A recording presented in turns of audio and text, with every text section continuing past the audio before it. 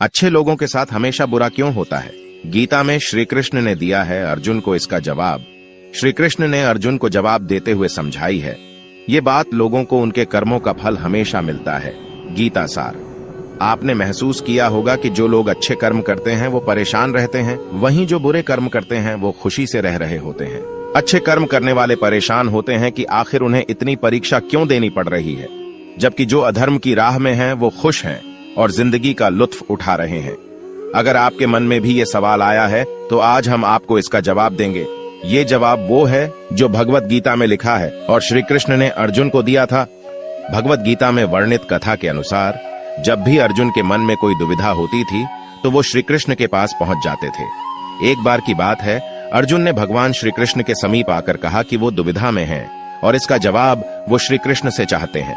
श्री कृष्ण ने पूछा कि क्या सवाल है? अर्जुन ने कहा, मुझे ये जानना है कि अच्छे लोगों के साथ हमेशा बुरा ही क्यों होता है, वहीं बुरे लोग खुशहाल दिखते हैं। अर्जुन के मुंह से ऐसी बातें सुनकर श्री कृष्ण मुस्कुराए और कहा, मनुष्य जैसा सोचता है और महसूस करता है वैसा कुछ नहीं होता है, बल्कि अज्ञानता की वजह से वो सच्चाई नहीं समझ पाता है। अर्जुन उनकी ये बात समझ नहीं पाए। इसके बाद श्री कृष्ण ने क्या कहा वो जानते हैं।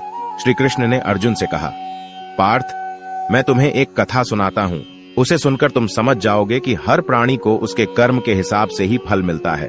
प्रकृति हर किसी को अपनी राह चुनने का मौका देती है। अब वो मनुष्य की इच्छा पर निर्भर करता है कि उसे धर्म की राह चुननी है या अधर्म की। कथा शुरू करते हुए श्री कृष्ण ने कहा, एक नगर में दो पुरुष रहा करते थे। एक पुरुष व्यापारी था जिसके जीवन में धर्म की बहुत महत्ता थी। वो पूजा पाठ में यकीन रखता था। वो हर रोज मंदिर जाता था और दान धर्म भी करता था और हर रोज भगवान की पूजा करता था। वहीं दूसरा पुरुष बिल्कुल विपरीत था। वो हर रोज मंदिर तो जाता था लेकिन पूजा करने नहीं, बल्कि मंदिर के बाहर से जूते चप्पल चुराने।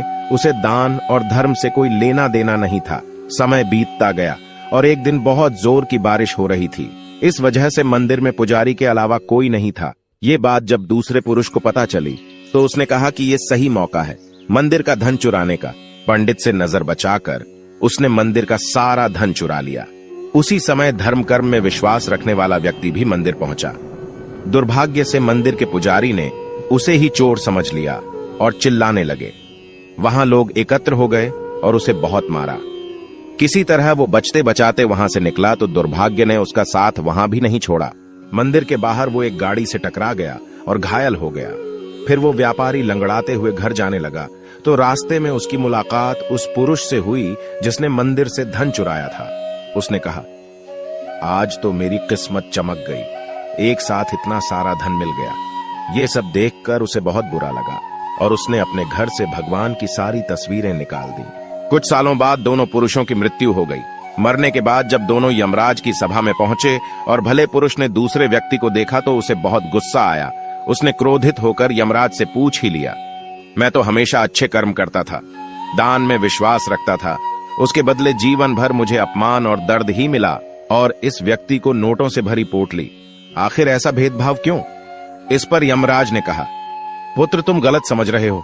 जिस दिन तुम्हारी गाड़ी से टक्कर हुई थी वो दिन तुम्हारे जीवन का आखिरी दिन था, परंतु तुम्हारे अच्छे कर्मों की वजह से तुम्हारी मौत सिर्फ एक छोटी से चोट में बदल गई। तुम इस दुष्ट व्यक्ति के बारे में जानना चाहते हो। दरअसल इसके भाग्य में राजयोग था, मगर इसके कुकर्मों और अधर्म की वजह से वो सिर्फ एक छोटी सी धन की पोटली में बदल गया।